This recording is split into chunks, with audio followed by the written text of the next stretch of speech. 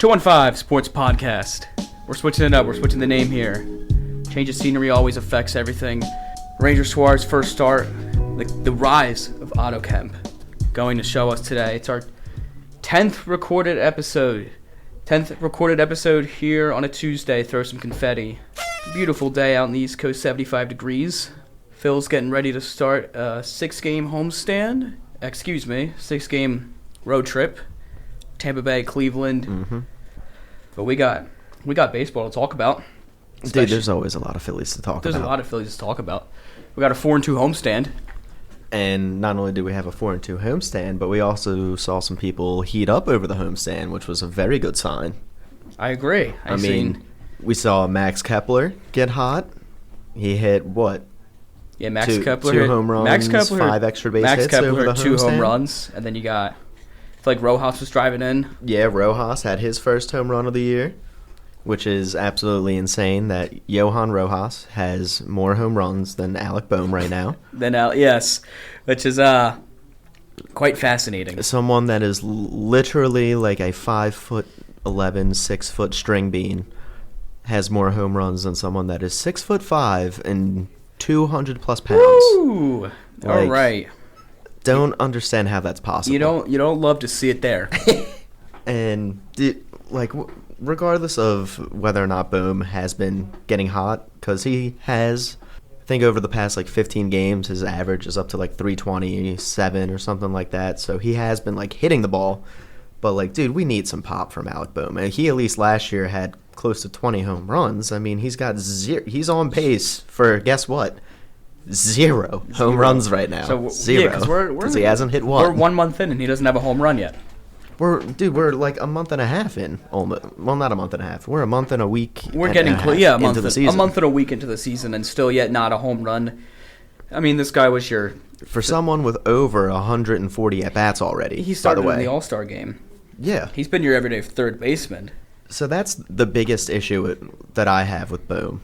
I mean, he's kind of gotten over he's gotten at least out of his slump of not being able to hit the baseball. But his approach still doesn't really seem like it's great. His approach is still off. In that game on Sunday, he swung at the first pitch and got jammed because the pitch was so far in on his hands. He just happened to get lucky and it landed out in center field. Yep. But that right there, you don't swing at that pitch when your approach is correct. You don't swing at that pitch when you're actually especially in the situation that he was in. Yeah. You're in the bottom of the 9th inning, 2 outs, 1-run game. And, I understand that it ended up working for them. But, it ended up working, but still. Dude, really, it's one of those things where it's in the NBA and someone throws up a three-pointer where it's there's no chance that's going in. But it went in and you're like, oh, shit, okay, hang on, everything's good. I feel like it's kind of the same. This is kind of the same thing where it's no, why did you swing at the first pitch? Oh my God, you hit it so, it landed. Okay, never mind, no harm, no foul. I just really haven't heard anyone talking about it, but I feel like that is something that is going to be a detriment to the Phillies over 162 games because they need to rely on Alec Boehm. He's their primary guy. Right, and if he's not going to give you anything in terms of power and his approach is going to suck, then he's not going to be able to give you what you're looking to get out of him in order to get to where you want to go. We're trying to win a World Series here. We're not trying to just, survive and get to the playoffs. That was years ago. That's not now. This team is World Series or bust. It's exactly. been that same way for 3 straight seasons now. Exactly. And we have not gotten the job done. It's been disappointment after disappointment, and now with the current state that this team is in, you're still over 500, but you still have to play good teams, and you have lacking players. Like Alec Boehm. I mean, one of the big things that I like to do, or one of the things that I like to do, is I like to compare, this Phillies team to the previous iteration of the great Phillies, 2007 and 2011. Yeah, the seasons where they won all the titles. Right, and that's normal. I feel like everyone kind of does that. But one of the things that I notice as a very differentiating factor between those teams and this team is that there were no platoons on that team. Everyone was a 100% everyday player. Everyone was consistent. Chase Utley played every day. Chase Utley. Jimmy Rollins played every day. Ryan Howard played every day. You got Shane Victorino played every day. Worth played every day. Pedro Feliz played every day. Left fielder? Carlos Ruiz played every day. All of these players played every single day. That is the problem. You don't have players that are playing every single day with the Phillies. You don't have players that are good enough to have them start every single game. It's flip-flop. Sometimes you'll have Muno Sosa. Sometimes you'll have Weston Wilson. Right. And you can platoon, I feel like, maybe one or maximum 2 spots and get away with it, I feel like. Yeah, like, say if they're starting a lefty. But you can't have 4 positions that you're platooning, which is basically what the Phillies have right now. Third base, second base, left field, center field. Basically the entire infield except Bryce. The entire middle infield, well, no, not the entire middle infield, but the entire heart of the field besides shortstop is a platoon right now. Second base and center field, which are 2 of your 3 most important defensive positions. You can't have those positions be your platoons. If you're going to have platoons, you need them to be your corner outfielders. I would say the primary center fielders, as in like Marsh in center field and Stott at second base, they do provide really good defense. But for the most part, still, they do. You can't be platooning them. Exactly. And because at some point, you need to see whether or not, okay, can Marsh actually hit against left-handed pitching? He has basically proven that he's not going to be able to hit against left-handed pitching. So the only thing with throwing him out there every single day it's just for his defense. Well, no, you just leave yourself susceptible to late game left-handed relievers every single time that he gets rolled out there, and especially in late game situations in playoff time, there's going to be relievers on the other team that are left-handed that are high leverage, really good arms. You're going to need someone that's better than Brandon Marsh, and you don't have anyone that's better than Brandon Marsh to hit against someone like that right now. And, like, that is the big You're not going to be able to pinch hit for Johan Rojas in a high-leverage situation. Do you feel comfortable with Johan Rojas doing that? Or even, like, Weston Wilson going out there as the right-handed bat? I got more faith in Weston Wilson. I'm more faith in Weston Wilson than... But, like, I'm not really sitting there thinking Weston Wilson's got a great chance to get a hit off of someone like, I don't know, Ryan Presley. Someone like, I'm trying to think of, like, a high leverage reliever. Who's another high leverage lefty? Who's the guy on San Francisco? He's a lefty. The submarine dude. Oh, Tyler Rogers. Yeah, Tyler Rogers. Do you really expect Weston Wilson to go out there and get a hit off of Tyler Rogers? Tyler in Rogers a pinch hit situation? With his sidearm 70-mile-an-hour sinker, no, I'm not expecting that out of Weston Wilson, and I feel like if we are expecting that from Weston Wilson, we're asking too much of him because that's just not who he is. I understand he has a little bit of pop, like he can hit the ball pretty hard, but just because you can hit the ball hard does not mean that you're an everyday player. Like, I would like to see what the options would be out there for a potential trade involving someone like Alec Bohm and a package deal.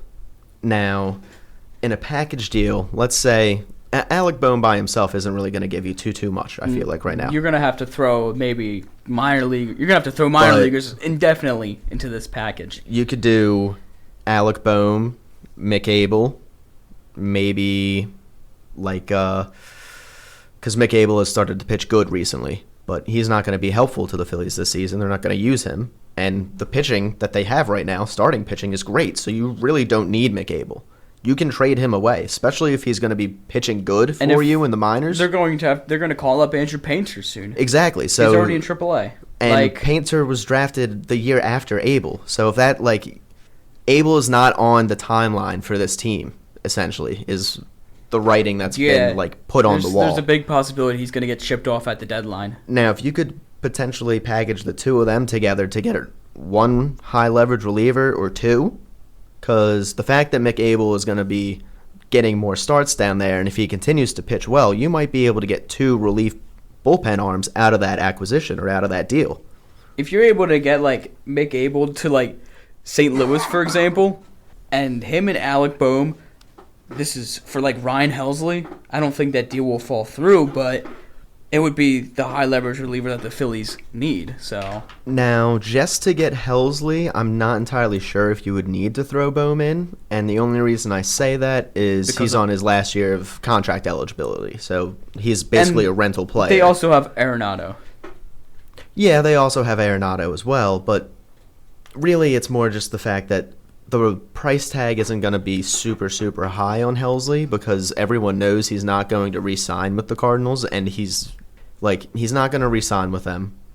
And the Cardinals want to get something back for him because they're not really in a position to hold on to him. They're not in the top of the place in their standings in the division. They're 7 games behind the Cubs already, 6 games behind the Cubs. Yeah, they're not going to be competing this exactly. year, so there's no point in holding on to him. You might as well, flip him and actually get something back for him than just letting him walk. Worth of him. And Mick Abel is that one top guy that's going to be in that area because. And if other teams know that he's going to walk, they're going to be less willing to part good players because they know, hey, we don't really have to give up essentially too much because worst comes to worst, if we still want him once the season's over, we could just sign him in free agency. We don't have to give up anything. And then you got to favor how much money he wants. Yeah.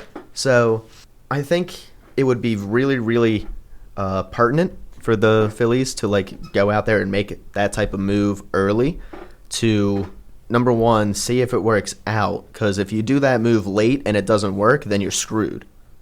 You can't make a move like that too late in the deadline or at the deadline and then that move doesn't work out, kind of like the Austin Hayes thing last year, and now it's we're scrambling for something else to find, but we have nothing else that we can do. Our hands are tied at this point. You need to be proactive about this, and you need to fix this issue before the trade deadline so that it's resolved by the time the deadline hits. Because by the time the deadline hits, we don't want to be going after bullpen arms. Bullpen arms during the deadline is going to be way too high price tag. Yeah, you want to get them. You want to go for a position player during the deadline. And then maybe between even now and the deadline. Yeah, if you're able to go between now and the deadline and get just one relief pitcher that can actually be a high leverage arm out of the bullpen, preferably a right-hander, because we already got Strom and Alvarado for lefties. Preferably someone that's right-handed. Honestly, I don't even really care who it is at this point. Just get me someone. Get me a body that is able to go in a high-leverage situation that I can actually have some trust in isn't going to kill the team. Because I have no trust in Orion Kerkering right now. I have no trust in... I think we should move Carlos Hernandez to be the closer. Oh my gosh. So another person I have no faith in, Carlos Hernandez. Carlos Hernandez. Oh boy. One thing I do think would be interesting. The Phillies have made trades with the Braves before, even though they, are rivals. If the Braves are going to continue losing at the pace that they're losing at and continue playing how they're playing, Raisel Iglesias is too good You see Raisel Iglesias as a target? He's going to be way too good of an arm to stay on that failing team. He's going to get moved. And if the Phillies could pick him up for the back end of the bullpen, I think that would be really good for the Phillies. And you probably don't have to give up too much for Raisel Iglesias because he's already, I believe, 33 years old? I'm not sure if he has... I don't think the Braves will, sell big, just because... No, but that would be someone big, but... that I could see them selling off. He's not really locked up for... They were way under 500. He's locked up for, next season, and then after that he's a free agent? They signed him to a 2-year extension, didn't they? Or a 2-year deal as a free agent, right? So he's there for this year and next year. Yeah, so 2021, they were way under 500, and... Yeah, they never sold the deadline, so they traded for... Who was it? They traded for, I think, Duvall. Soler, yeah, because he won MVP. Jock Peterson. Yep, and Peterson. There was another guy. But you still... Eddie Rosario, yeah. You still and had... they still won the World Series. But you still had some of your other players that weren't... They still did, yeah. You still had... Austin Riley, and he was performing like Austin Riley. You still had Ozzy Albies, and he was performing like Ozzy Albies. you still had Freddie Freeman at that point, and he was Oh, performing he was- like Freddie Freeman. Yeah, he wasn't a free agent. Exactly. So it's different now because you don't have Freddie Freeman. And then, although Matt Olson is actually playing well, he's like the only guy that is playing well for the Braves right now. Ozzie Albies has not had a good start to the season. Profar got suspended. Profar got like, they've just had a disastrous Strider has start. gone back to the injured list. After making one start, you got Acuña's not going to be back for probably till the end of this month. And then who knows what he's... I mean, obviously, he's still going to be very good, but is he going to be the same Ronald Acuña? Yeah, because... This is now, what, his fourth significant leg injury? This is the second time he's tore his ACL. Mm-hmm. And didn't he have a torn Achilles at one point, too? The first time... I don't think so. Or he had something else with it. I thought he had something else with his leg at one point. The first time he tore before the ACL. First time he tore his ACL, and the time he came back, like, and I think it was 22, and you could tell, like, his numbers were off after he came back from his ACL. Yeah. So usually what I do hear, though, from a lot of people that have the ACL injury is it usually does take about 16 months to really get back into the same athletic like shape that you were in before the injury. So that kind of happens for everyone that comes back from an ACL injury, especially the first season. It's usually that second season that they really start to like pick things back up again and really be themselves. And that with Acuña. Yeah, exactly. I mean, dude hit 40 home runs and stole 70 bags. Right, he was fantastic last year. He was fantastic in 23. Exactly. And it's just like with him, he's going to come back, but he's not going to come back and be Ronald Acuña. Yeah, he's not going to come back and be the superstar he is. Right, he'll be a serviceable player, but he's not going to be... Yeah, he'll be an everyday Braves player. Right, he's not going to be like the major star. He's still going to kill the Phillies, but like... Probably, but problem is that, you know, Atlanta's got to go through more than just the Phillies. Atlanta's got to go through... What place is Atlanta even in the standings right now? They would have to go through, like, Arizona. Like, they would have to jump a whole bunch of teams just in order to get into the wild spot. The Phillies are second. I think the Nationals and Braves are tied for fourth. Right. If they're tied with the Nats right now, that means that they have to be pretty down there in the wild card standings. They got to be, what, like 10th? Yeah, so the Braves are third. The Nationals are 16 and 19. The Braves are 16 and 18. Time of recording. So they have right now the Braves and Nationals are a half game apart in the standings. Right. So 11 and 12. They're not essentially good enough right now for where they are to be a playoff team. They would have to win. They've been winning games recently, but like they have been, but you still got to win at a very, very high clip to dig yourself out of the hole that they've already dug themselves. And yeah, especially with the teams in the National League. Exactly. The wild card teams. I mean, you got the Padres and the Giants and Diamondbacks, Phillies, the Brew Crew. Right. I mean, you got a ton of good National League teams.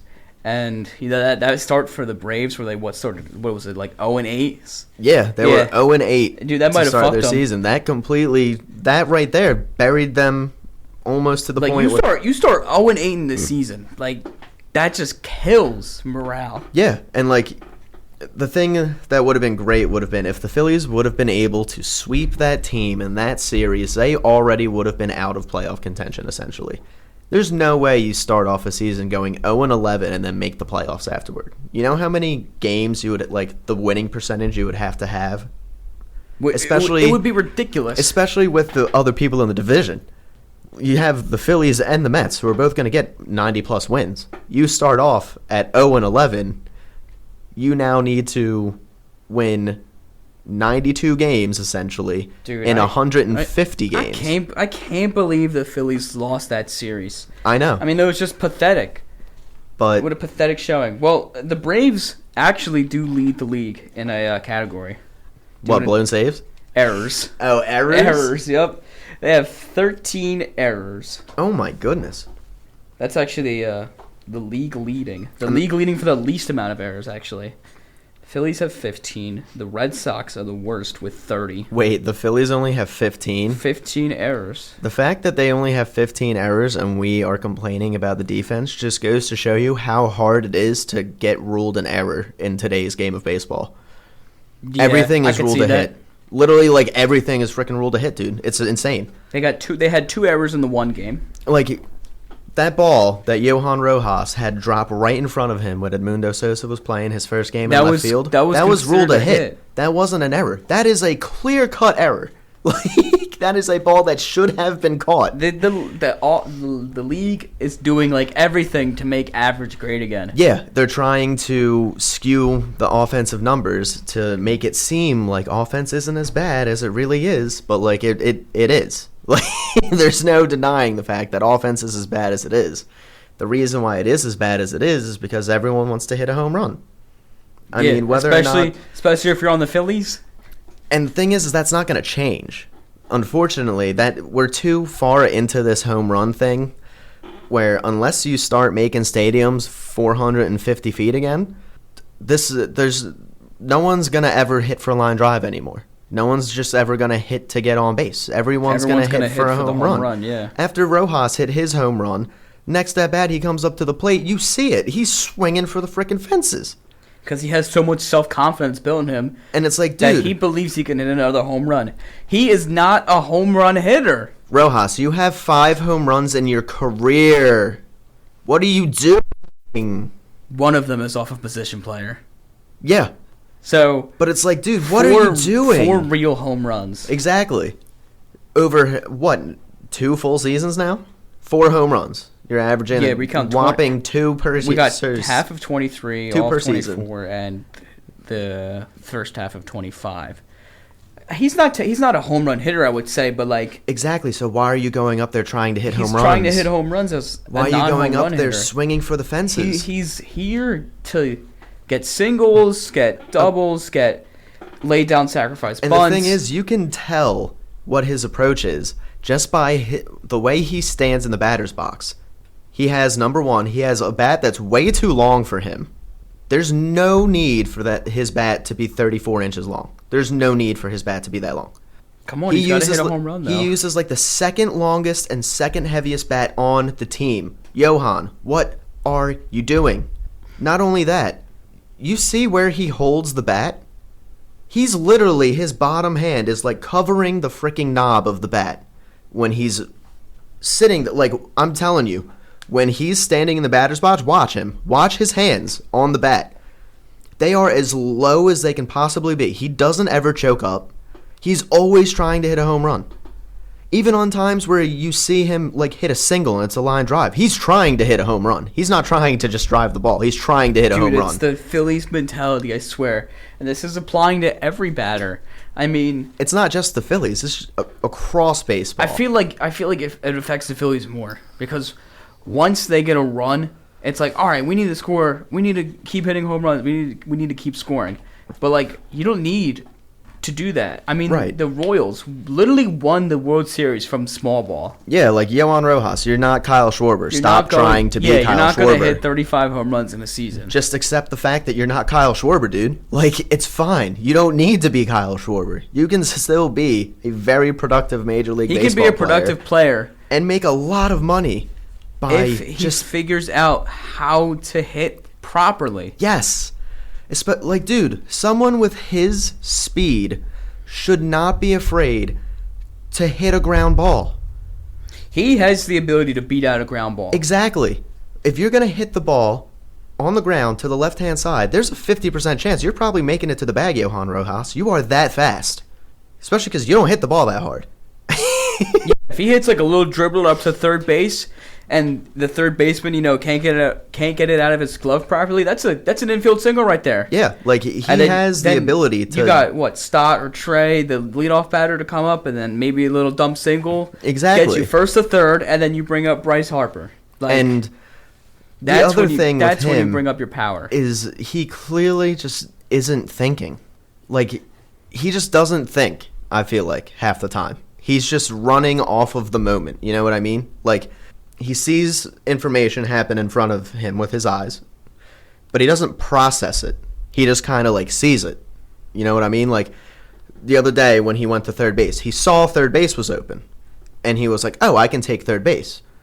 You need to think in that situation that going to third base has no advantage for your team. That play is absolutely ridiculous. The only thing you can do is hurt your team in that scenario. Walking. He's cruising into second base, but he decides to take the risk and go to third. Right. Meanwhile, you're 2 outs in the ninth inning. Exactly. It's a 2-run game. You cannot make the last out at third base. You cannot, plus, especially in that situation. Johan Rojas, your run doesn't matter. It doesn't. Your run doesn't do shit for the Phillies right now. Because guess what? If you scored, we're still losing. Yeah, it doesn't matter if you circle the bases. We're still losing. Right. By that point for the next It doesn't matter batter. if there's a pass ball and you got to third. Because guess what? If you get home, you're still down 1 run. Like, you are not the guy that needs to be sitting there being like, oh my God, I need to get to third base. Like, dude, you need to process the game as it's coming in. You can't just, like, sit there and be like, oh, third base is open, let me just go try to take it. Because, like, maybe if the ball was stuck into the corner and, like, the left fielder hadn't have gotten it yet, that's when you can take third. Or maybe, like, if he overthrows the third baseman, that's when you take third. You don't if it's egregious, you take third. You don't take third that aggressively in that situation. And he's not the only one that does it. It's constant with this team. You saw JT Realmuto get thrown out of third base the other night. I do say that. Bryce Harper gets thrown out at second base all the time. I believe Suarez was blocking the bag. I do believe that he was blocking the bag as well, but he did step up to catch the ball, because if he didn't step up to catch that ball's hitting JT. Yeah. So, like, I do understand, like, why he jumped up into the lane in that situation. The ball carried him there. Like, especially if you're Eugenio Suarez, are you just going to not step into the baseball and let the ball potentially either hit JT or go right by him and he can take home plate? Or are you going to step into it and try to get the out? Yeah, if I'm You're going to step into it and try to get the out. Like, you have to in that situation. Even if it breaks the rules, it still keeps JT on third. Right, and not only that, if you give up on the play, you're basically saying, all right, I'm willing to give up a run.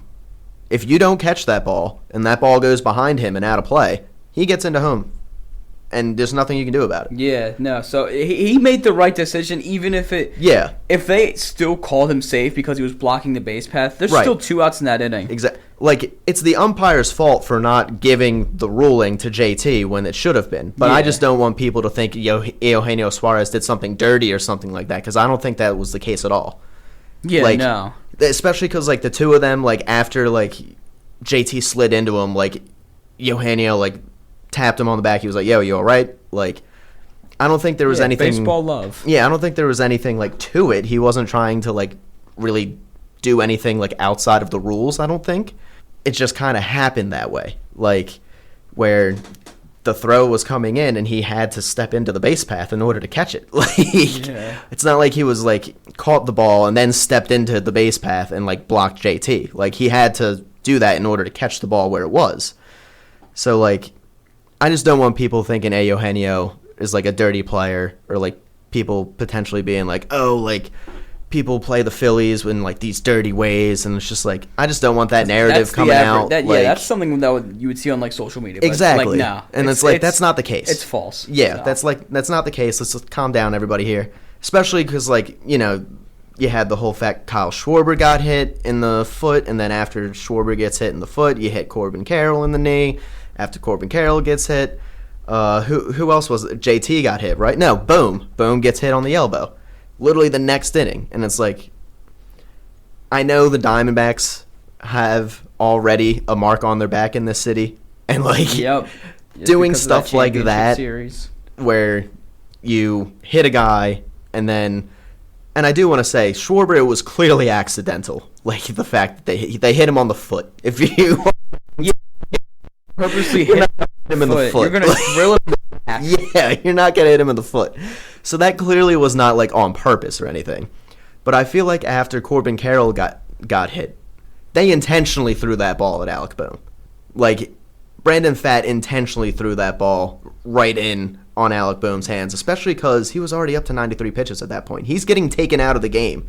Probably next batter or 2 batters anyway. Dude, so why does he care if he gets thrown out? Out of all the batters that they hit, they decided to hit Alec Bohm. I know. It's weird. Like, why would you... They hit Alec Bohm out of all the batters. I know.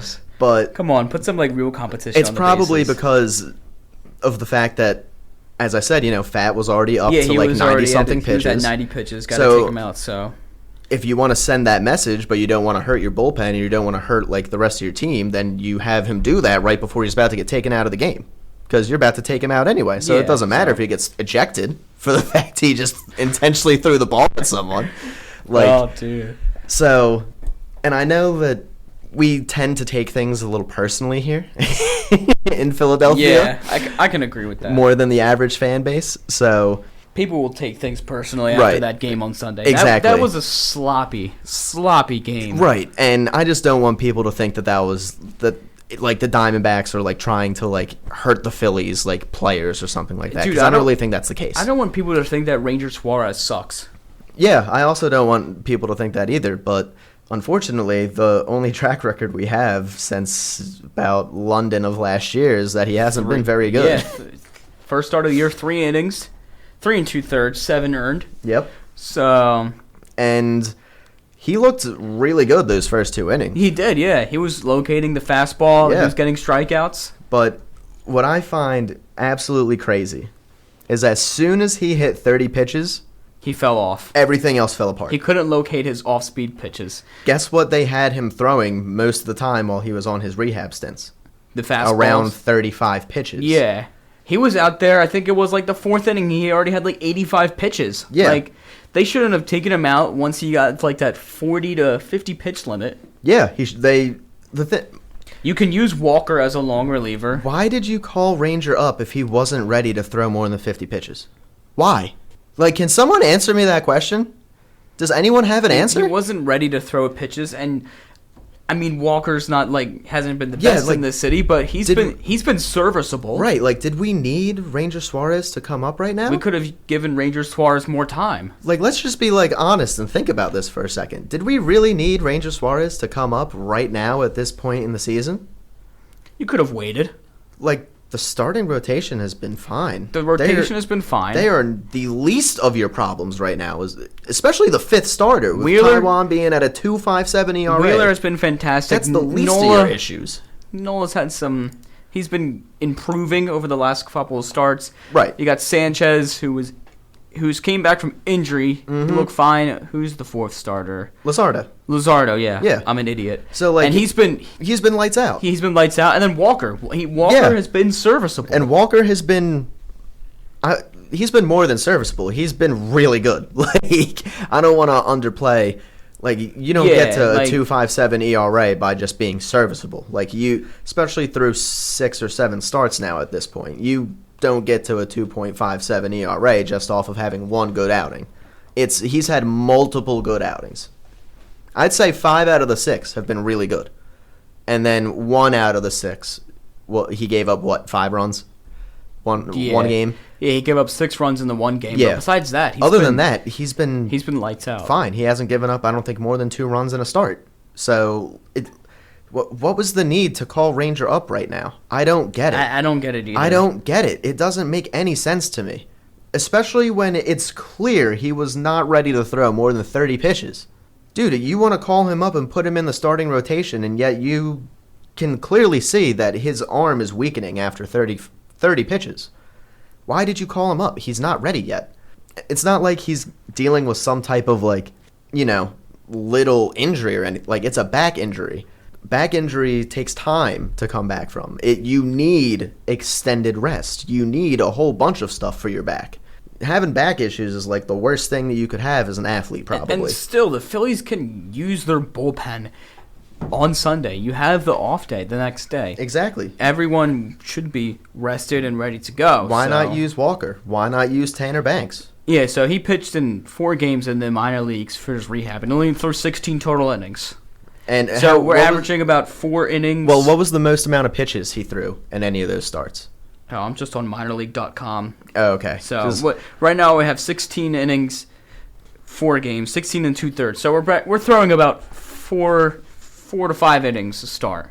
Right. So but 4 to 5 innings a start is not what you're going to be asking him to do at the major league level. Yeah, you need him to get like 6 to 7 innings. So I don't see why you're being, okay, he's gotten 4 to 5 innings. He'll be fine for 6 to 7. Let's call him up. Like, no, what are you doing? Yeah. Put him out there for 6 to 7 and see if he can take it. And then when you can see that he can take it, you call him up. It's not like Taijuan Walker's killing you right now. It would be different if Taijuan Walker had a 13 ERA right now, but that's not the case. Yeah, he doesn't have a 13 ERA. Like, he's not killing your team. He has an ERA under 3. Exactly. He is not killing your team. The starting rotation is not killing your team. It's the bullpen. If you want to make the argument that you wanted to call him up to reinforce your bullpen this early, then okay, I can understand that argument, but why is he not in the bullpen then? If he's only going to throw 40 pitches at the moment, why don't they just use Walker, who can throw 80 pitches? And also, and not Suarez. Is really throwing Walker into the bullpen that much of an upgrade over what you already have in the bullpen right now? Considering they have, Joe Ross, Carlos Hernandez. Right, like Tanner Banks. And I'm not trying to knock, Taijuan Walker or knock the bullpen when saying this, but, Ranger Suárez is the more clear-cut pitcher for the bullpen. His repertoire is more suited for the bullpen. He is actually able to come in the middle of an inning like a bullpen arm will. Taijuan Walker cannot come in the middle of an inning. Yeah, they've tried to do it. He'll have to start an inning. Yeah, they've tried to do that before with Taijuan Walker, where he comes in with bases on, or men on base, and it doesn't work. He needs that clean inning. And Ranger has proven that you can throw him in with people on, and he doesn't care. He can still go out, and he can still throw strikes, and he can still get people out. We literally saw this in the playoffs in Exactly. 2022. And not only did we see it in the playoffs, we saw it in the World Series. The World Series. In the National League Championship Series. In the most high-pressure stake situations that he could have possibly been in. And he's gotten the job done. Exactly. That's why I want Ranger Suárez in the bullpen, not Taijuan Walker. It's not anything to do with, I'm saying Ranger Suárez is less deserving of a starting role or he's not as good of a pitcher. No, he's better than Taijuan Walker, which is why he needs to be in the bullpen, because the bullpen right now is the one that needs more help than the starting rotation. So, I just don't understand some of the decisions that get made when it comes to the pitching wise. Yeah. Especially since you're going to have Painter up soon. What is that going to be, a 6-man rotation? Exactly. There's no need for a 6-man rotation. There's no need for a 6-man rotation. And if you want to do a 6-man rotation, unless you can put Ranger in a part of a trade package, but what are teams going to want for him? So most teams, I imagine, are going to view him as a starter. Yeah. Because predominantly that's what he's been. So you're going to get a higher trade value from a starting pitcher than a relief pitcher, number one, which is why they probably want to throw him out there as a starter right now to establish, hey, he is a starter. He has starter value. He has starter value. Mm-hmm. He has trade value.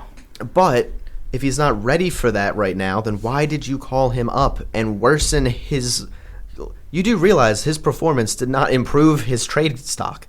Teams are going to be like, then, he gave up 7 runs. Right, that just made it plummet. Back. Yeah, that's it's not really the greatest, but what they did literally did not serve the team, did not serve Ranger Suárez, did not serve Taijuan Walker, did not serve any of their best interests. The decision that they made has blown up in their face essentially, and I know it's only one game. And maybe we're overreacting, but I'm allowed to sit here after one game and say, Ranger Suárez looked really weak after getting that 7th out. In that 3rd inning, Ranger Suárez looked nervous, concerned, which you don't see from Ranger Suárez. Ranger Suárez is usually the model face of composure. Tell me, I don't know if you were able to really see his face because you were at the game. Yeah, I was at the game. I didn't really see his face and stuff, but dude, they were showing it on the broadcast. He looked like he was nervous or like he was rattled. He was concerned about something. He didn't have his usual Ranger game face on like he normally does. That little smug kind of shrug and the smug little smirk he'll do and stuff. He was more nervous and stuff. Yeah, he didn't. Yeah, I didn't really see that. He didn't really seem like he was feeling comfortable out there. And I don't care how good you are. If you're not feeling comfortable while you're playing, you're not going to play well. You're not going to perform well. Exactly. So, there's an issue. That's just the name of the game. So I don't know why they called him You just leave him down there for a little bit longer. Yeah. You don't need him at this point. You can leave him down there for a little more longer, and, you can still call him up. You can call him up. June, have him pitch 5 starts before the trade deadline, and still be able to flip him for some pretty good trade value. You don't have to do it right now. You could leave him down there, and then you could call up the minor league player of the month for April, Otto Kemp. Now, I would love to see Otto Kemp get called up in the big league club. And only problem with Otto Kemp is the position. He plays third. The position and the roster. Yeah, it's the position and the roster. The fact that the position he plays is currently being occupied by Alec Boehm. Who's playing some of the worst baseball to date. Right, but also it's not like the Phillies want to give up on him completely, because this is literally less than 365 days ago he was an all-star third baseman. And he's also not on the 40-man, and I don't know who still has a minor league option. I think Marsh might have one, but you're not going to send out Brandon Marsh to call up Otto Kemp. And I know Boehm still has one. I know Stott still has one. You're not going to send down Bryson Stott. You're not going to send down either of them, though. And the thing that I would love to see would be, let's say maybe they're able to find something for Alec Boehm, right? Like a trade package. Get a reliever. Mm-hmm. You call up Otto Kemp. Even if he's not hitting the way he is in the minor leagues right now, if he's able to get you... If he's serviceable. 265 and some actual freaking power out of third base, then I would take that in a heartbeat. Because Alec Boehm is giving you no power right now. He's giving you nothing of value to drive in runs. He's giving you nothing of value other than, I'm going to hit this little rinky-dink single and get on first base. And now I'm too slow to do anything. He doesn't have speed going for him. He needs to be able to drive the ball. And if he's not able to drive the ball, then I don't see why you would continue to have him on this team when you quite clearly have someone in the minors that plays his position that drives the ball pretty damn well. And even if, that's also a right-handed bat, by the way. Even if Otto Kemp, doesn't perform to the caliber of, Alec Boehm at the major league level, you still gave him a chance. You saw what he's done in the minor leagues. You decided to give him a shot. And so, if he didn't perform the greatest, but you still gave him a shot. It's what matters. He has shown that he is clearly too good for AAA.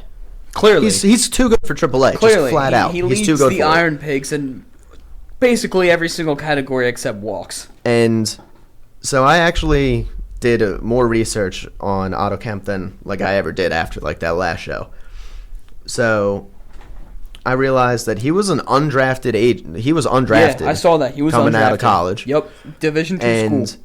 Reason why he went to a D2 school and was undrafted is because he had a shit ton of injuries from about the time that he was 16 to about the time he was 20.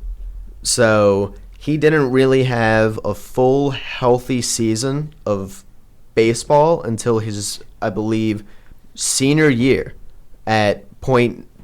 What college was it? It was like Point Noviera, or something like that. It was a school in San Diego. I know that. Yeah, but he didn't really put together his first full campaign up until his senior year at a D2 school. Now, there was never any question, even during the recruiting process with him, about his talent. Everyone was just concerned, how much is this kid going to be able to play? That was the main concern from everyone, because he seemed to just have a lot of random freak injuries. He tore his ACL. He had at one point blood clots that kept him sidelined for an entire season. Missed the entire 2020 COVID year because of COVID. And then by the time he came back from that, senior season, his first 3 years, he barely played any baseball because ACL. He recovers from the ACL, gets blood clots from the surgery. And then he has to deal with COVID. And then has to deal with COVID the next season. Dude. So, this man has not had an easy pathway to get to where he's at all. And He climbed 4 divisions in the minors last year. He went from low A to triple A by the end of the year. In 1 year. In 1 year. Which is ridiculous. And I was looking at some of his stuff coming out of the draft, right? And some of his stuff coming out of the draft was that he clearly was talented enough to get drafted and should have been drafted. And the reason so many teams passed on him was just no one knew if he was ever going to be able to play. They didn't really see what was capable of him. Yeah, like he wasn't able to put together a full season of anything up until his last year, and he did rake in his last year, but it was in Division II. Not many teams are going to take a flyer in the draft and waste a draft pick on some guy coming out of D2. Like the Phillies took a shot at him undrafted, and yeah, look what he's become. So, and I mean, like, he has worked apparently his butt off from everything that I've read. He not only has been really good so far this year in the minors, he had a good spring training, he had a very good Arizona Fall League, and he had another really good Dominican League, Winter League play. So he's been playing the entire year, essentially. Which, like, that shows dedication right there, you know? You're a young player, you're trying to break into the game, you literally are not taking any time off. Season ends, boom, I'm going to Arizona Fall League. That season ends, boom, I'm going down to Dominican Republic and playing in the Winter League. Grind his ass off. Like, he's been grinding, and not only that, he's been healthy this entire time. Oh, yeah, he deserves a spot on this roster. So if he's been healthy, and the whole question on him was his health in the first place, just call him up. The talent was not the question.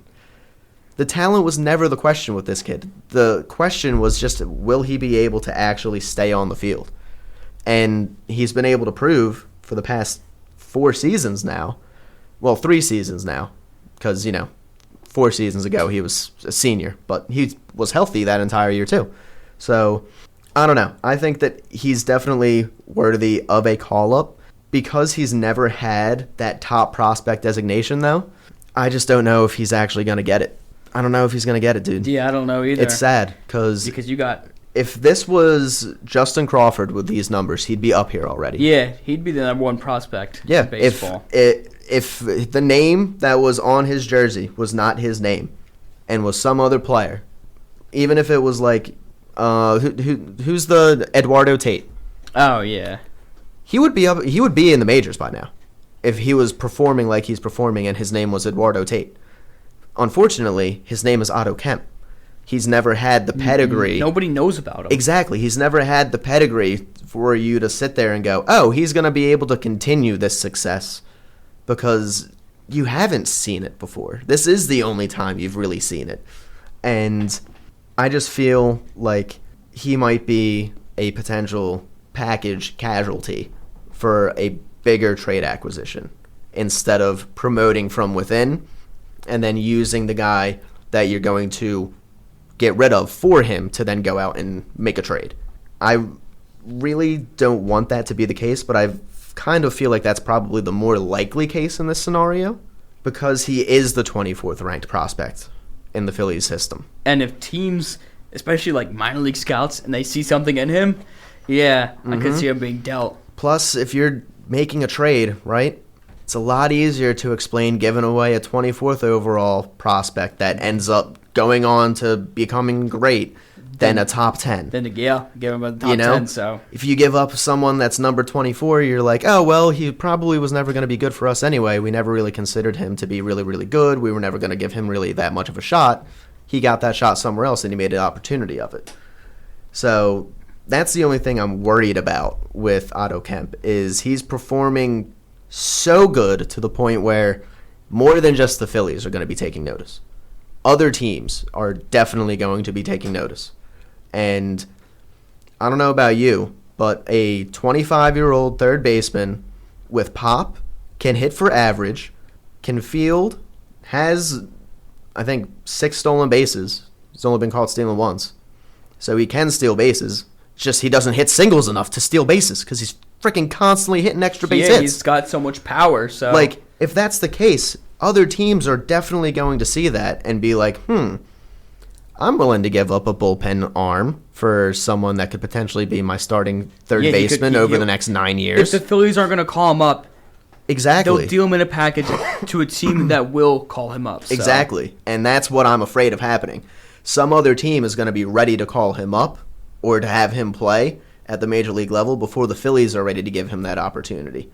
And I feel like that is going to be the downfall of Otto Kemp in Philadelphia. The fact that he's playing himself out of the building, essentially. He is, yeah, but... Like, unless Alec Boehm really, really dips and goes right back to what he was in the beginning of the season, or Max Kepler dips, you then have no reason to create an opening at left field or third base to call him up, especially for someone that's unproven. You know? Kepler and Boehm, as much as they've had their struggles, they have had very good seasons and very good careers so far in the major leagues as being productive players. Max Kepler has been a 270 average guy for the past 9 years, past 8 seasons or something like that. He's serviceable. He's a good major league player. He's not great, but he's a good major league player. Same with Alec Boehm. And I don't think Otto Kemp has the cachet to just be called up and move one of those players for an Otto Kemp. It would be different, as I said, if his name was Justin Crawford or Aiden Miller, because then that name does carry the cachet where if he's performing well enough, you're comfortable getting rid of Alec Boehm. You're comfortable getting rid of Max Kepler to give him an opportunity. The problem is the Phillies aren't comfortable with giving it that up if they don't know that Kemp's going to be good in return. Exactly, yeah. He could be a bust. So that's why I really think that he's going to end up getting poached by another team. We'll just have to wait and see. So, and if he doesn't get added to the 40-man roster at any point this season, and they don't add him over the offseason, I can guarantee you he's Rule 5 selection for someone else next year, and he's going to be playing fantastic. Him and Rincones aren't on the 40-man, so if they don't put him by the 40-man by the end of the season, they're both going to be gone. They'll both be gone, 100%. They will both be picked up by other teams. Oh yeah. So then you get literally nothing for them. Mm-hmm. So literally, you have to do some. You have to at least get them on the 40-man roster. Yep. At least you have to protect them from that happening. Exactly. Because you can't have prospects perform that good and you get nothing for them. Literally. We still got to talk about the fact that Jose Alvarado should not have been used in that 10th inning. Oh, yes. On Sunday, dude. Oh, like, I get it. He's a good reliever, but he's not good in that type of situation that he was in. I mean, JT cost him, but, like...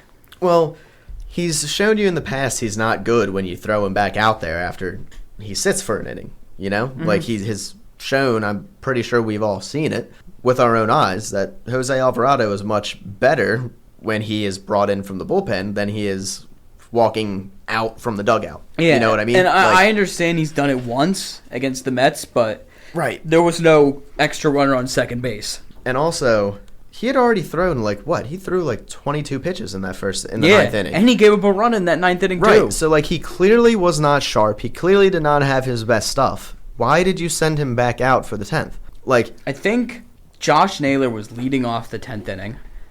And I guess the lefty-lefty, I guess that kind of Tanner Banks is lefty. You still have Tanner Banks, too. Tanner Banks is left-handed, though. And, I understand Tanner Banks pitched the previous 2 games. He pitched 22 pitches in those 2 games. Jose Alvarado just threw 22 in 1 inning. So what, you're going to tell me that in order to preserve Tanner Banks' day off, because you can't stress him, you're going to stress your most important reliever? How does that make any sense? Yeah, no, that's a stupid move by Rob Thompson. How does that make any sense at all? And then after the single, you should be able to catch that, JT. You should. JT should be able to even if it just pick it up in a hop, let the runner score if you have to, instead of trying to go for that bang-bang play. Dude, because then that allowed Naylor to get to second base, and then, the wild pitch by Alvarado allowed him to get to third, which allowed another run to score, and then you bring in Carlos Hernandez, and dude, who walks in a run. We're not even talking about the freaking horrible throws down to second base by JT in that game. That happened twice. Yeah. Twice. And guess what? 2 runs scored because of it. 2 runs scored. Yes. You lost the game potentially because of that.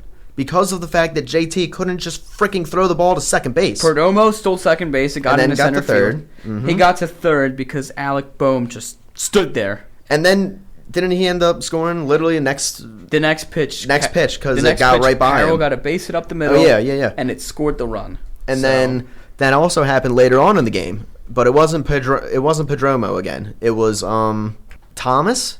Yeah, Alec Thomas. Yeah, it was Thomas. He stole second, and then JT went to go throw down, and once again, this time it wasn't an overthrow, it was an underthrow. Right? This time it was the time where it bounced and went into the outfield, or was that the first throw? The first throw was a bounce. The second one was the over the head. Yeah. Yeah, this is where it was like just out of Sosa's glove to the left-hand side, right? Mm-hmm. Or wait, yeah, left. I had to like put myself Hey, on the field for a moment. Making like hand signals over here thinking you're a ball player. I had to put myself on the field for a moment to realize what was right and what was left. So like, if you make those two throws, those two runners are out if you make good throws right there. Like, it's not like they were safe and whether or not it was going to be a good throw wasn't going to matter. Those runners were both out if you made a good throw there. If you had an accurate throw, they were both out, in which case that would have been the second out in the inning for Pedromo being on base, in which case, all right, Corbin Carroll gets a single, 2 on. You have one person on with 2 outs. That's not that concerning, you know? And Alec Thomas, his came with no outs, I believe, right? I think so. His wasn't, so that's a little bit different. But still, like, you're at least getting an out and getting a runner off of the base pass. So now you have 1 out, no one on, instead of having a guy on third, no out. That's a completely different situation, you know? Like, having a run on third with no out is completely different from no one on base and 1 out. Like, so it's just things like that. Like, this, the defense on this team, even though you said that they only have 15 errors, it is horrible, the defense on this team. Oh, yeah. It's been absolutely horrible. It's atrocious. And, dude, it's not just JT from behind the plate either. Marchand has had a couple of bad throws down. Trey. Marchand's had a couple of balls get past him that have been really egregious times to get past him where it's ended up hurting the Phillies. People have scored off of it. Like, the reason the Nationals took the lead in the 9th inning, the one game, was because of the errors. Yeah. Rojas completely just misread that ball in center field, and then Trey, again with the bases loaded, ended up fucking up another time. Like, that's the second error he made in 2 innings. Like, no one talked about it because they won the game. Literally. And they did not deserve to win that game. No, they didn't. I mean, you have a runner on third and Alec Boehm. Alec Boehm was incredibly slow when you compare to other players like Trey Turner and Johan Rojas, and he hits a little weak looper in the right field. Mm-hmm. What is Alec Boehm's mind saying? Yeah, I'm gonna steal home on this. And kid you not, he was out by a mile. Oh yeah, he was out by a mile. If it wasn't for Dylan Cruz like airmailing that throw, oh yeah, he would have been out by a solid. He would have been out by a mile. Yeah, at least 3 steps. If it wasn't for him airmailing that throw, yeah, he would have been game's out over. by at least 3 steps. Game would have been over. It would have been close. The same thing happened. Keibert Ruiz couldn't hold on to a ball that was. I mean, JT blocks that pitch easily. Keibert Ruiz just let it roll past him, and then Bryson Stott comes home and they win the game. Like, literally, you can't make these types of mistakes because they cost you games. They cost you games, and unless your lineup is going to be full of guys that are going to constantly be hitting, you need to play good defense. You have to. You can't just be all about hitting. You need to play good defense, because if you don't play good defense, it doesn't matter how good you hit. You're just going to be chasing the ball around for half the game. And that's not where you want to be as a fielder. As a fielder, you never want to be chasing the ball around. You know, like that's like the term we use for Little League, you know, where you're chasing the baseball instead of you're proactively doing things about the baseball. You're chasing it. You're reactive. You're not thinking. All you're doing is just reacting to what's in front of you. You're not diagnosing what you should be doing. You're not thinking before the ball is hit, I need to do this, I need to do that, I need to do this. You're kind of just playing flat-footed. And that's what the Phillies were doing. Yeah. On Tuesday night against the Nationals. I mean, don't win games if you're going to play flat-footed. Yeah, it's not going to work like that. Yeah. And, like, if they're going to play like that against some of the topper competition. Now, I understand top competition, you get up for it. Like, you don't have that type of stuff happen against the top competition. But you definitely have mental lapses against top competition. That doesn't just go away because you're playing the Dodgers. You're not just going to not make a mental mistake. You make a mental mistake against every team. Exactly. Like, that's the thing. There's too many mental mistakes on this team. Way too many. I can live with someone overthrowing a baseball every once in a while. I can live with that. If you're doing it consistently? Right. What are you doing? And I bring this up because I see it with Trey Turner. Trey Turner looks constantly so afraid that he's going to throw the ball into the stands when trying to throw the ball to first base that he throws everything into the ground. Have you seen a single play to Trey Turner this year where Bryce Harper has not had to pick the ball on the throw? Tons of times. Tons of times where Bryce has had to pick it. All the time. I don't think I've seen a single throw this year where Trey Turner has thrown it and Bryce has had to just catch it right in his chest. Like, you're the shortstop. You have to make that perfect line drive throw right through the middle, lands in the first baseman's mitt. I mean, like, sometimes stuff happens, but you can't be doing that every single time where the ball has to skip in the dirt and your first baseman has to, go all the way down with the mitt in order to catch up the ground ball. He can't do it. It's not like a physical thing that is preventing him from throwing the ball accurately. Like, he can throw the ball accurately. We've seen him throw the ball accurately plenty of times when he doesn't think about it.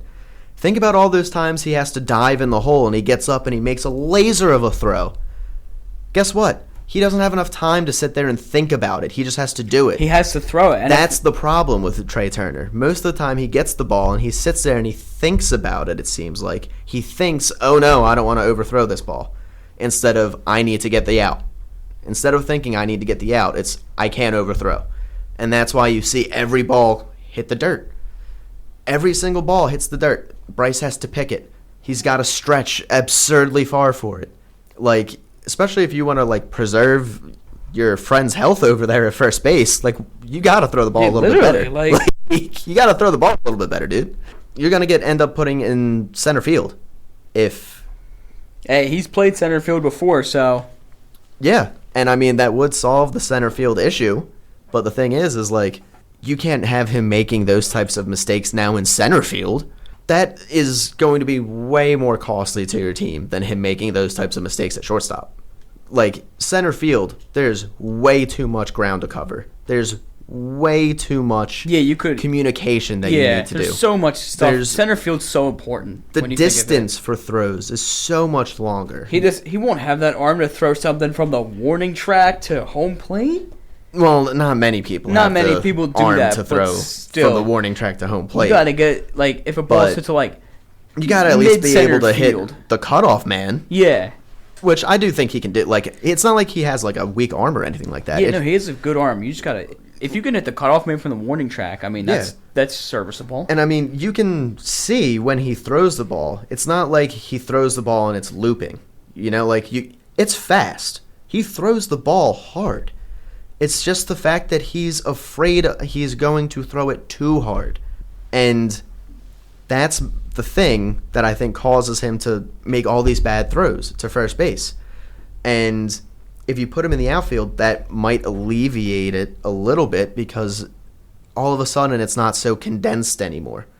You're not afraid to really let that ball fly when you're throwing it because you're not thinking, oh, I'm going to throw this ball out of play. I'm in center field. You're not going to throw the ball out of play in center field. So from that standpoint, it might help him a little bit being out there in center field, but that's shows right there that it's a mentality thing. You have to be able to somehow tap into his mental state and be like, yo, dude, why are you afraid to throw the ball to first base? You can make an accurate throw, especially if it's a slow runner. Oh, you got days. Yeah, dude, why are you afraid to throw the ball to first base? You have a good arm. You're a good fielder. We've seen you be a good fielder in this league for plenty of years before you came to this team. I don't know if it's jitters or what. We know you can do it, dude. Just take your time. And speaking of defense, who was it the other day? Who was it that they had an opportunity to catch a foul ball and it was it Bohm on the third base side, or was that I think it might have been Sosa? I think it might have been either Alec Bohm or Mundo Sosa or Alec Bohm. Where it was the pop up, and it was who was it on Arizona that hit it? I think it was Marte. Popped it up and it went foul, and Alec Bohm literally just, I think it was Bohm. He just didn't get under it. Like, you see him tracking the ball, you see him tracking it, and then all of a sudden, I don't know if he like loses it or something, but like the ball just goes right over his glove.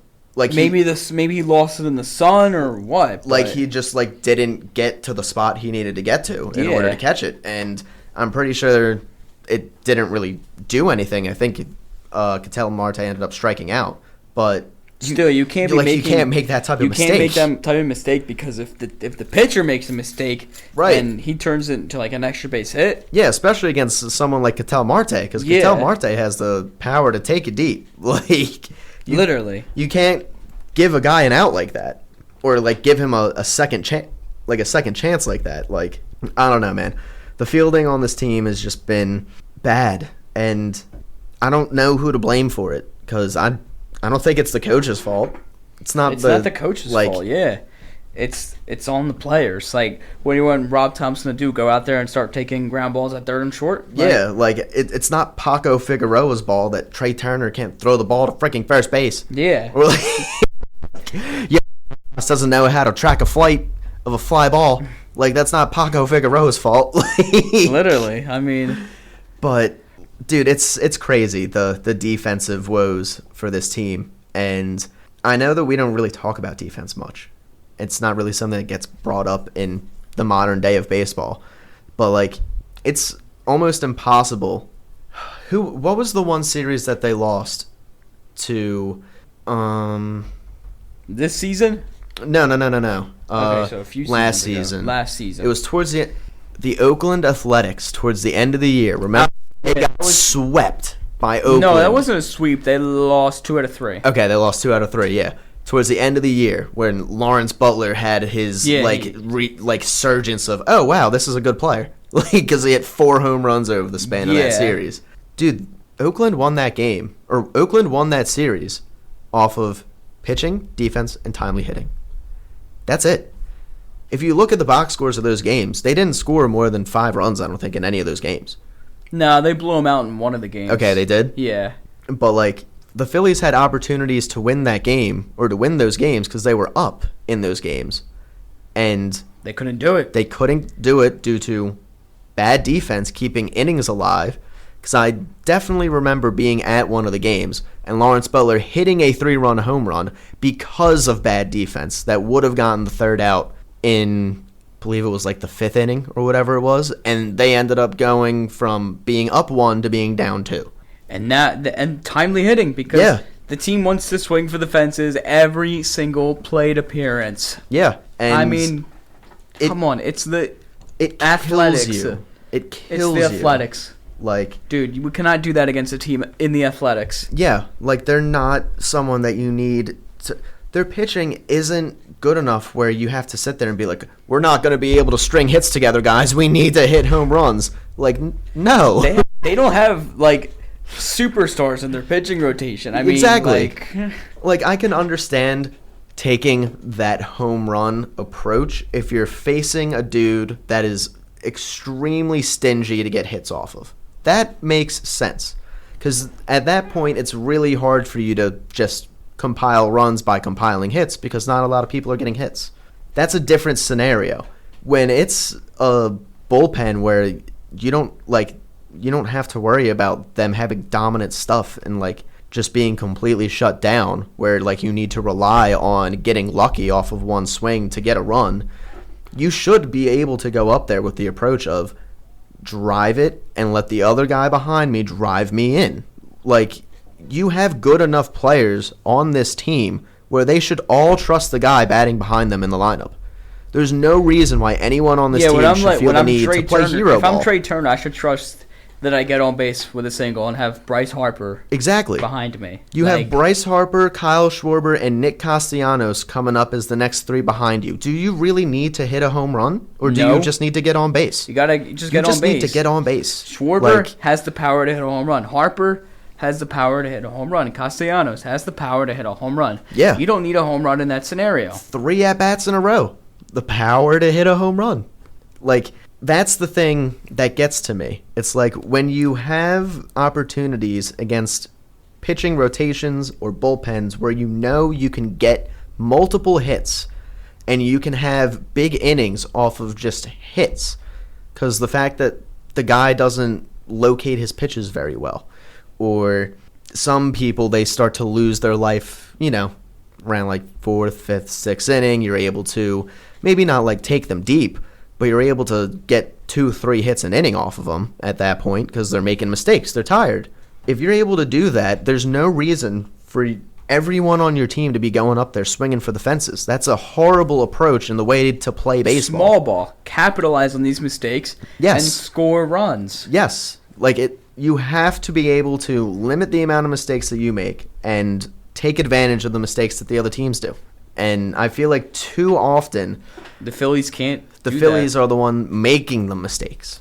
Whether it's in the field, whether it's at the plate, on the base paths. On the base path, yep. Dude, we've seen 3 or 4 instances just over the past week of bad base running decisions coming back to hurt the Phillies. I understand the Johan Rojas one didn't come back to hurt them because he was safe, but JT at third. JT, yep. Bryce Harper trying to extend that one single into a double because he hadn't hit an extra base hit in 100 frickin' at-bats, so he was desperate to get to second base. You can't do shit like that. You can't do stuff like that. It's just little mistakes like this will cost you. Exactly. And it costs you for losses. It costs you for potentially a playoff spot. And the thing that I have an issue with is it's all of those mistakes are up here. None of those mistakes are physical mistakes. No, yeah, they're all in their head. They're all in their head. You guys are getting paid how many hundreds of millions of dollars to make stupid mistakes? Not physical mistakes. I can live with that. You can't be making $300 million and be making stupid, I'm not thinking mistakes ball is hit to me, runner on third base, runner on first base. I'm not going to step on second base. I'm not going to throw the ball to first. I'm just going to throw the ball home, Trey Turner, and no one's going to be out, and the bases are going to be loaded with no outs. Granted, he got out of that jam, but I know, still, but you can't have that happen. You can't have that happen. You are a $300 million player. You're telling me a ball gets hit right to you with runners on first and second and no outs, and you get 0 outs out of that situation. You have to. You have to get 1 out. You have to get 1 out. I don't care if the runner scores. You have to get an out. In some situations, you need to be okay with trading a run for an out. That is a situation where, dude, if you get the double play, guess what? 2 outs, 1 more out, you're out of the inning, and it's a tie game. You're not losing the game at that point then. I understand it didn't come back to hurt them in that scenario because Alvarado was able to work his way out of it, but he never should have been in that position where he had to work his way out of it. Also, the Nationals suck. I mean, yeah, you get the bases loaded, no out, and strike out 3 consecutive times. Plus, my point, but that further proves my point. The Nationals suck. Why are you trying to prevent them from scoring 1 run? You've seen what you do to their bullpen. What are you doing, dude? Take the outs. Take the outs. Oh my gosh, I have to step away from my microphone because it's stupid things like that where it's just clearly the fact that someone's not paying attention that is the thing that is infuriating. Let me ask you a question. Trey Turner makes a backhanded play, right? And throws the ball, but it's not accurate, and it ends up going over Bryce's head, and dude's safe at first. Can you live with that over ball gets hit to Trey Turner? Trey Turner doesn't know whether or not to throw the ball to first or to second or to third or to home, so he just doesn't do anything and he gets no outs. Which would you rather have? The first option? Exactly. At least he knows what to do. in that, like, You have to be ready in this type of situation. Trey Turner as a major league ball player, and you're going to be stuck in these situations at some point. He has shown that he's not thinking about these situations. Multiple times over his fielding career here with the Phillies has he shown that he's not thinking about these things because he makes these really, really dumb mental mistakes all the time. Boneheaded. Like, really. Same with Bryce with the base paths. This was a problem for him in Washington as well, like before he even got to the Phillies. The amount of times that this man gets thrown out at second base trying to stretch a single into a double is a lot. Yeah. How many times have you seen him do it with no outs in the inning? A lot. Quite a few. Why are you trying to stretch a leadoff single into a double, Bryce Harper? Do you forget who you have on your team that is also in the lineup behind you? Schwarber, Castellanos, JT. Boom. No. Kepler's been coming alive now. Like, dude, I don't. Where's the thinking? Does no one think? Yeah, there's no thinking. Does no one think? No one thinks. Like, everyone's just like we're clueless, running around with no freaking head. Like, I don't get it, dude. These are professional athletes that are supposed to be the best at their sports in their respective positions, or at least top 5. And all of them collectively have no thought processing power? Yeah, that's bad. Like, it just... You're a major league ball club. You're a contending ball club that can't think of a correct decision to do. Yeah, I just... Do you have anything to add to that, man? Because, like, I'm... Pathetic. I'm exhausted. Pathetic. With this, dude. Like... Suárez struggles. Kemp climbs. Spotify, YouTube. Ever get your podcasts? Follow us on Instagram. Just search us up, 215 Sports. On TikTok. See you later.